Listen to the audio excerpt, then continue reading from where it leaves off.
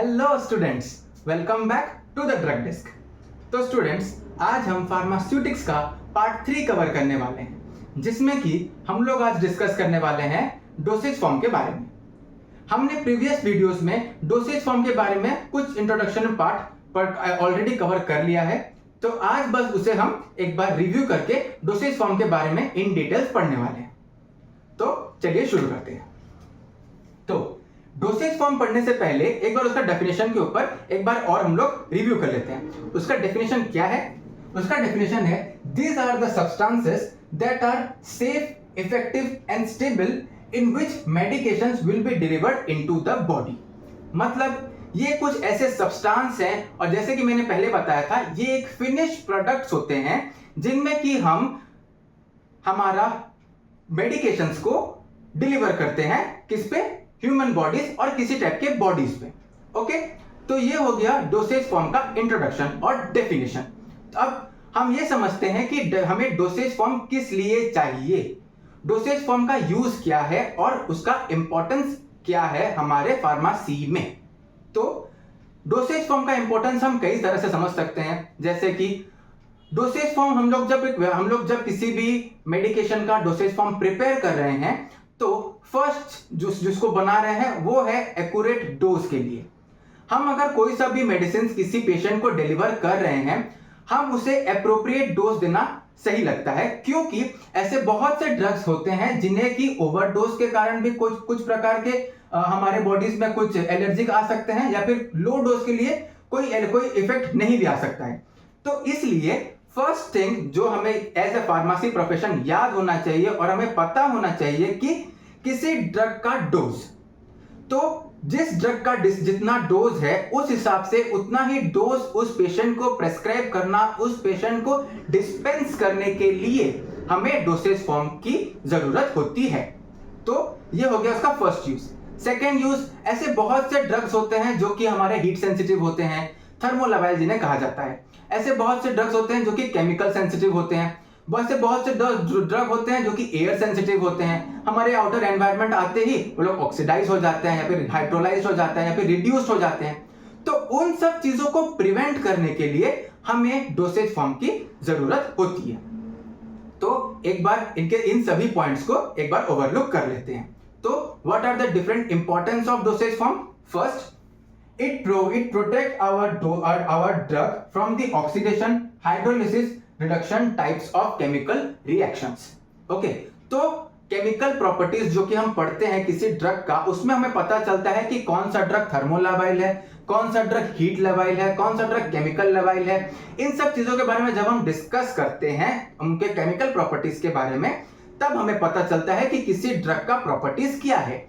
उसी हिसाब से हम लोग उनका डोसेज फॉर्म भी डिजाइनिंग करते हैं। हम सब ने देखा होगा हमारे डेली लाइफ में, आपके अगर घर में कोई भी सिरप होगा, आप देखना कुछ सिरप्स आते हैं जो कि ट्रांसपेरेंट बोतल्स में होते हैं, और कुछ सिरप आते हैं जो कि एक ब्लैक कलर के बोतल में आते हैं। उन ब्लैक कलर बोतल्स को बोला जाता है एम्बर्ड कलर बोतल्स। वो बोतल्स किस लिए दिया जाता है, कभी किसी ने सोचा है? अगर किसी को भी मालूम है तो मुझे कमेंट सेक्शन में जरूर बताना। ये बोतल्स उस ड्रग को, उस डोसेज फॉर्म को, या फिर उस सिरप को हीट से प्रोटेक्ट करता है। ऐसे बहुत से ड्रग्स, जैसा मैंने बताया, जो कि हीट लेबाइल होते हैं, उन ड्रग्स को डिस्पेंस करने के लिए एम्बर्ड कलर बोतल्स का यूज किया जाता है। ओके, तो उसी प्रकार से to protect the dosage form और to protect the drug from oxidation, hydrolysis and reduction type of chemical reaction, we need what? Dosage form. This is the first point. Second, to provide a safe and convenient delivery of accurate dose. जैसे कि मैंने बताया, ऐसे बहुत से drugs होते हैं जिनका हायर डोज भी हार्मफुल होता है, लोअर डोज भी हार्मफुल होता है।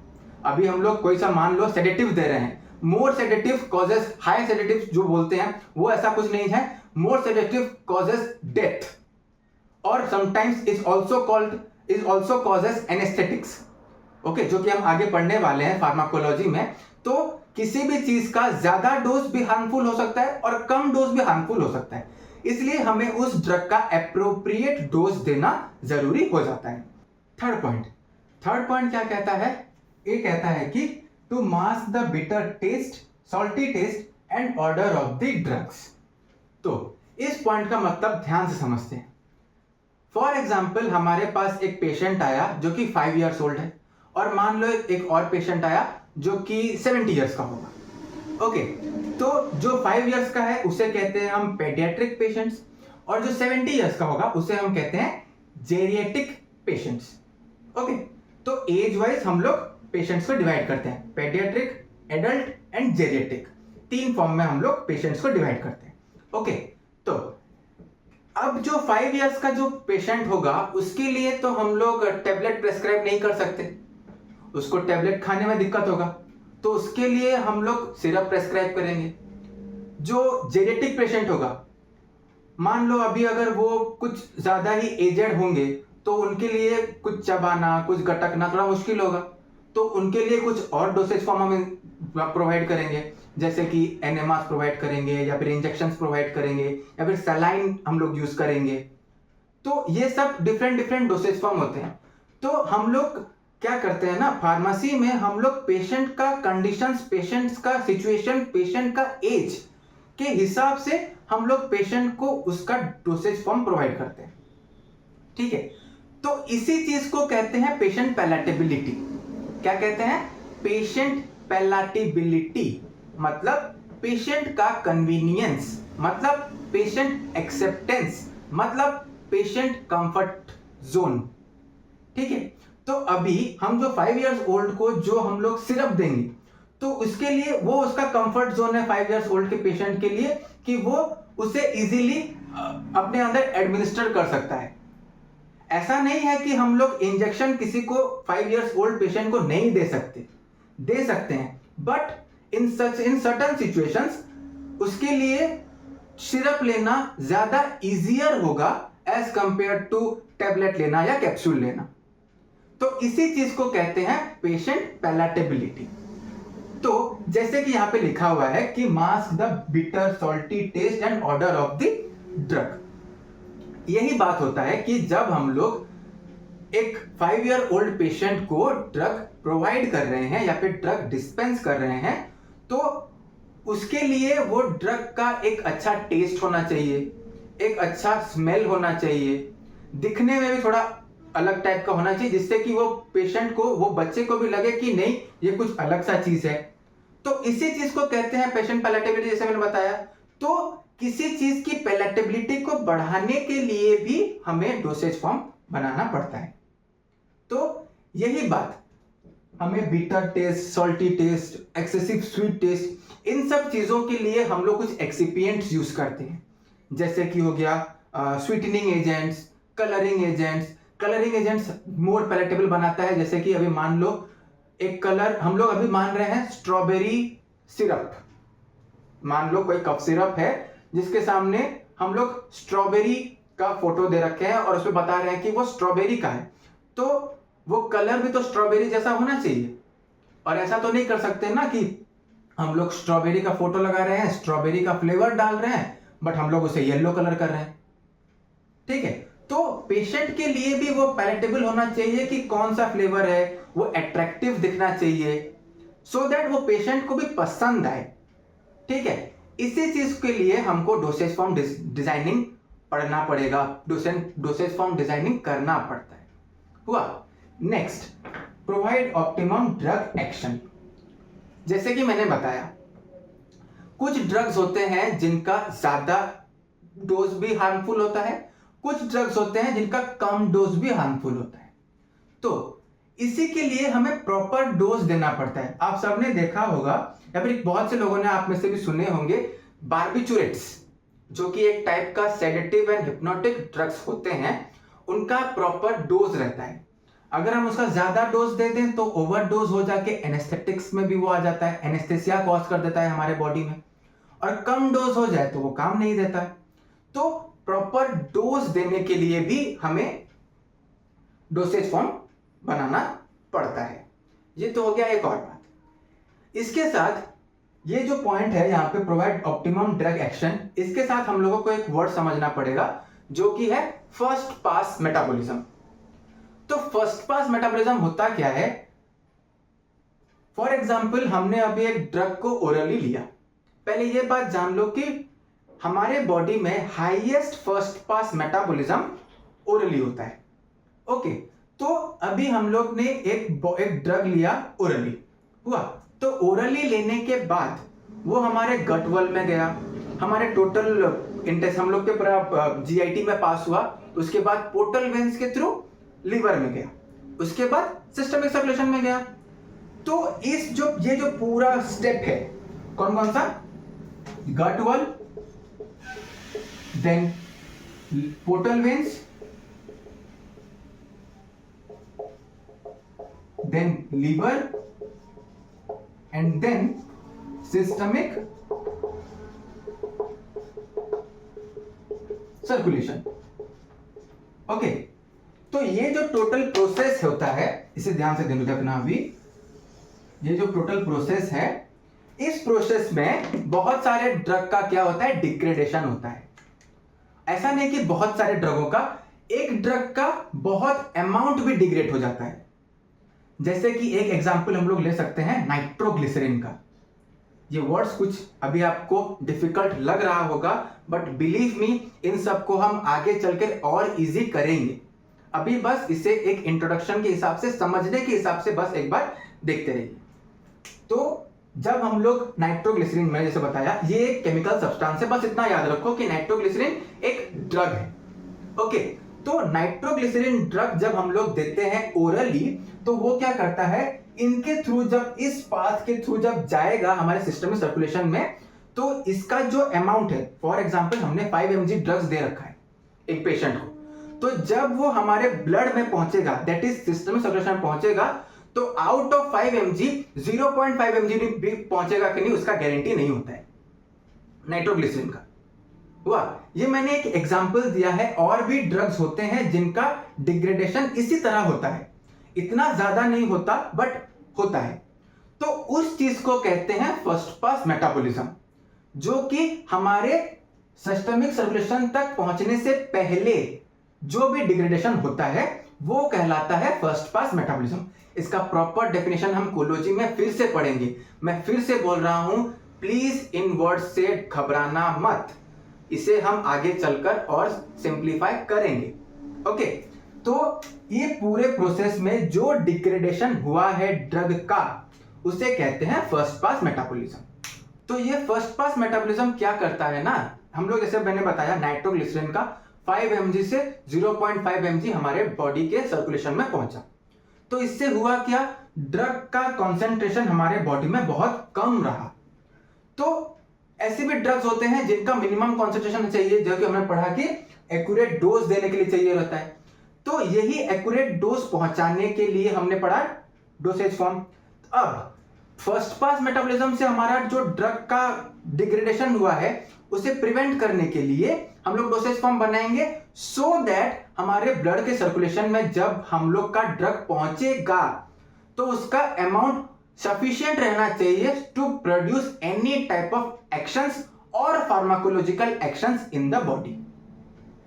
फॉर एग्जाम्पल, अभी हम लोग के पास एक ड्रग आता है जो कि हमारे बॉडी में लेट से 10 mg में काम दिखा सकता है, और हमने उसे फॉर एग्जाम्पल ओरल रूट से दे दिया, उसका फर्स्ट पास मेटाबॉलिज्म हो गया, और हमारे वो जीआईटी जब हमारे वो ब्लड सर्कुलेशन में पहुंचा तो वो पहुंचा 5 mg, तो तब तो वो हमारे बॉडी में कोई एक्शन नहीं दिखा पाएगा।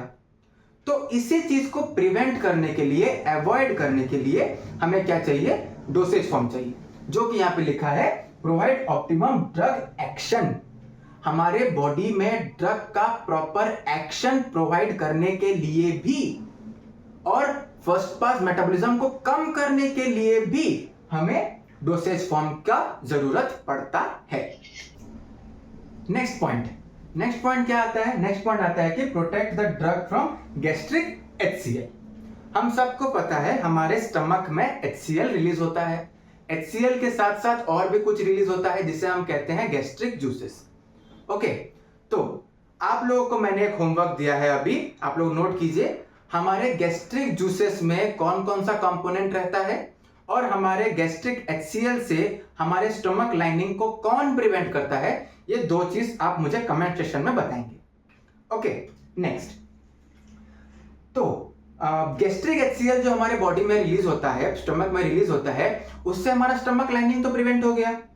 अब जो हमने ड्रग दिया है वो ड्रग भी स्टमक में जा रहा है, ओरली दिया है हमने मान लो, तो ओरली देने के बाद जब वो स्टमक में पहुंचेगा उसके ऊपर भी HCl वर्क करेगा। HCl तो ऐसा कुछ भेदभाव करता नहीं है ना कि मैं इस पे काम करूंगा इस पे काम नहीं करूंगा, वो तो सब पे काम करेगा। तो इस चीज को अवॉइड करने के लिए, इस चीज को प्रिवेंट करने के लिए भी हमें डोसेज फॉर्म बनाना पड़ेगा।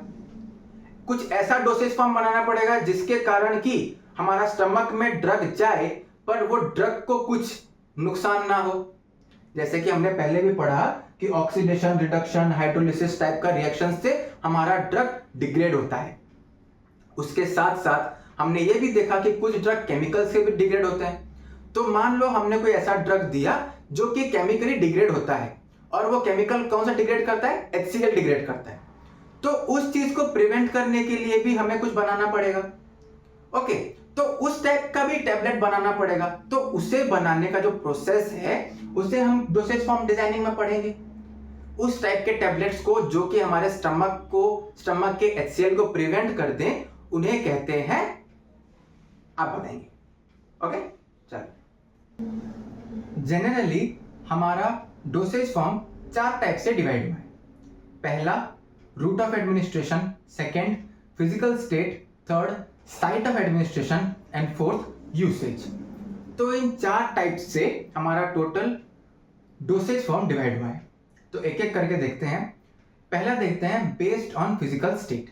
फिजिकल स्टेट के हिसाब से हमारा सॉलिड डोसेज, हमारा डोसेज फॉर्म किन किन भाग से डिवाइड हुआ है, पहले उसे एक बार चेकआउट करते हैं।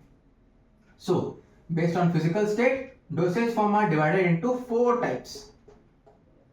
Okay, 5 types, sorry. So first it is the solid, second that is the liquid, third that is the semi solid, then fourth that is the gas, and fifth that is the miscellaneous. Okay, पहले एक बार इनका सारा classification देख लेते हैं, फिर एक एक करके हम इन सबको इंडिविजुअली भी पढ़ेंगे। ओके, तो पहला solid dosage form. Solid dosage form जब हम लोग डिटेल्स पढ़ेंगे तब इन सब के बारे में हम सिंगल सिंगल करके पढ़ेंगे। अभी बस इनका एक बार ओवरलुक कर देते हैं। तो सॉलिड में कौन कौन सा डोसेज फॉर्म आ जाता है? Powders, tablets, capsules, depots and tablet ट्रैचुलेट्स।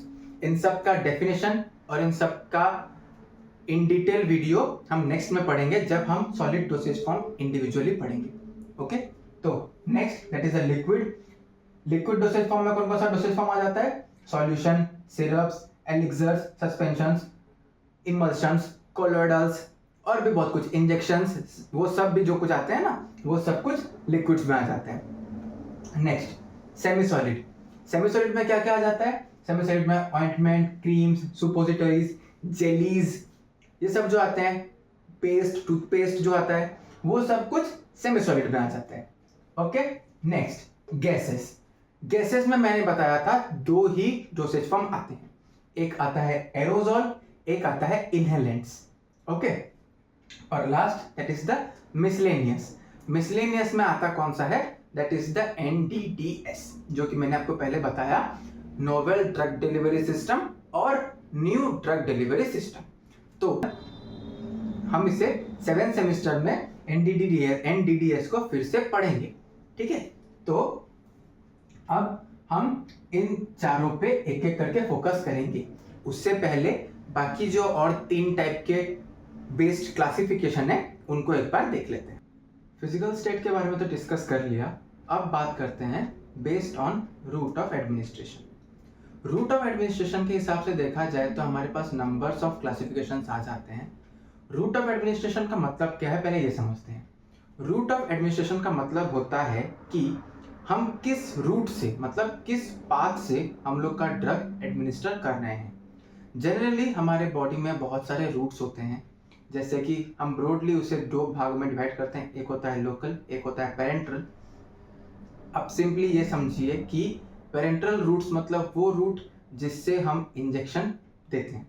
आप IM ले लो, IV ले लो, ओके, वो सब हमारा पेरेंट्रल रूट्स हो जाते हैं। बाकी जो भी रूट्स बचे, हमारा स्किन के ऊपर का लेयर, माउथ, ओरल रूट, नाक से नेजल रूट, आंख से ऑप्थेल्मिक रूट, ईयर से ऑटिक रूट, इन सब रूट्स को के हिसाब से भी हम लोग डोसेज फॉर्म डिवाइड कर सकते हैं, क्लासिफाई कर सकते हैं। तो let us start the classification of dosage form based on the route of administration.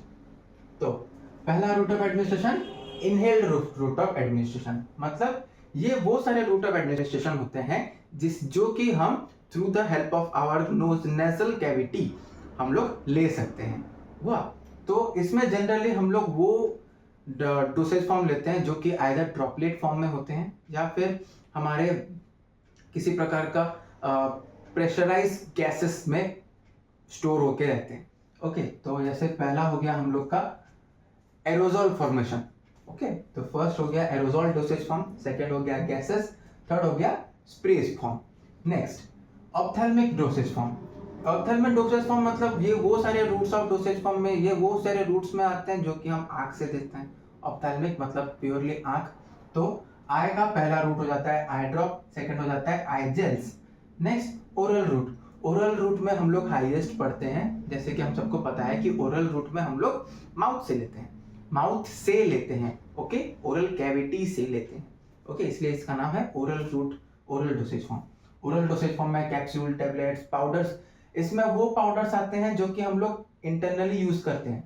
जैसे हम लोग का ओआरएस पाउडर हो गया, ओआरएस पाउडर को हम पानी में मिलाते हैं और उसको पी लेते हैं, तो वो सब हम लोग को ओरल कैविटी से जाता है, तो इसलिए powders. Next syrups, solutions, suspensions, emulsions, elixirs, ये सब सिरप्स, ओके, ये सब हमारे आते हैं किसमें, ओरल डोसेज फॉर्म में।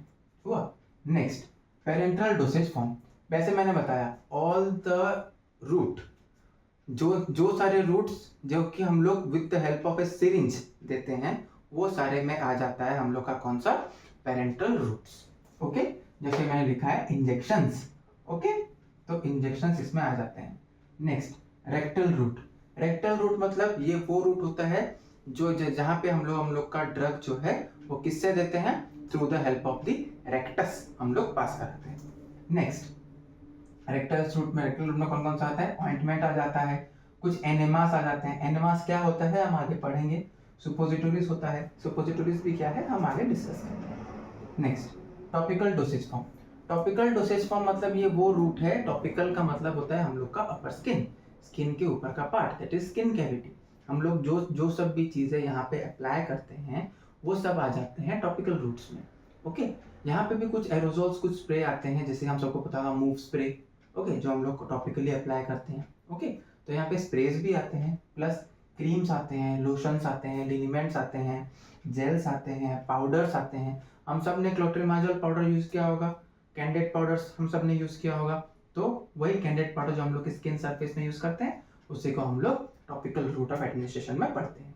Okay, transdermal patches. Transdermal patches आप सबने देखा भी होगा, बहुत बार हम लोग का एक एक पैचेस आता है जो कि हम लोग हाथ में चिपका लेते हैं। यहाँ पे अगर मेरे मसल्स में कहीं पेन हो रहा होगा तो मैं वहाँ पे चिपका लूंगा उस पैच को, तो मुझे आराम मिलता है। ठीक है, तो ये वो टाइप का डोसेज फॉर्म रहता है। नेक्स्ट आता है sublingual dosage form. Sublingual dosage form रहता है हम लोग के टंग के नीचे का पार्ट। ओके, जो हम लोग का ये वाला पार्ट जो रहता है हम लोग के टंग के नीचे, और यहाँ पे जो पार्ट रहता है जहाँ पे हम लोग का एक सलाइवरी ग्लैंड भी प्रेजेंट रहता है ना यहाँ पे, तो वही उसी जगह पे हम लोग सबलिंगुअल रूट हम लोग मानते हैं उसे फार्मेसी में, और वहाँ पे हम लोग देते हैं कुछ लॉजेंजेस और कुछ टैबलेट्स। जैसे कि मैंने बताया था हम लोग का फर्स्ट पास मेटाबॉलिज्म के टाइम पे मैंने एक ड्रग का नाम लिया नाइट्रोग्लिसरीन। तो नाइट्रोग्लिसरीन को हम लोग सबलिंगुअल रूट से ही हम लोग देते हैं उसका फर्स्ट पास मेटाबॉलिज्म कम करने के लिए। Okay, next last one that is the otic. और भी रूट्स ऑफ एडमिनिस्ट्रेशन होते हैं जैसे वेजाइनल रूट ऑफ एडमिनिस्ट्रेशन, उन सब के बारे में हम लोग आगे पढ़ेंगे, बट अभी ऑटिक जो कि हम लोग का ईयर का रूट होता है। ओके, तो ईयर ड्रॉप्स एंड ऑइंटमेंट, कुछ ऑइंटमेंट्स भी होते हैं जो हम लोग ईयर में डालते हैं, तो वही सारे रूट्स होते हैं। तो ये हो गया है क्लासिफिकेशन बेस्ड ऑन द कौन सा, route of administration. Physical state हो गया, रूट ऑफ एडमिनिस्ट्रेशन हो गया। अब देख लेते हैं एक बार साइट ऑफ एडमिनिस्ट्रेशन के हिसाब से, साइट ऑफ एप्लीकेशन के हिसाब से, सॉरी। तो साइट ऑफ एप्लीकेशन के हिसाब से हम लोग कौन कौन से साइड में अप्लाई कर सकते हैं, स्किन में, आई में, टूथ में, फुट में, हैंड में, हेयर में, नोज में। These are the sides of application जिनके हिसाब से हम डोसेज फॉर्म डिजाइनिंग करते हैं। जनरली ये कॉस्मेटिक्स के लाइन में आ जाता है, तो हम इसे कॉस्मेटिक्स जब पढ़ेंगे उस टाइम पे हम इसे कवर करेंगे।